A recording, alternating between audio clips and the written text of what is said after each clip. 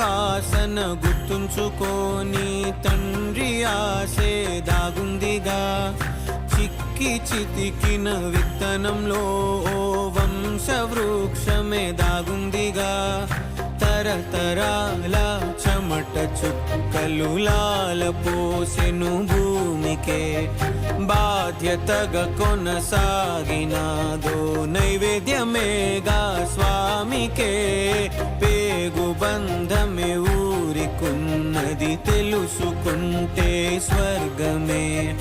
అడుగు పెడితే గడప నవ్వెను గర్భగుడి స్వగ్రామమే. ఎందరో చెప్పిన మాటే కదా, కళ్ళ ముందరే ఉన్న దారే కదా.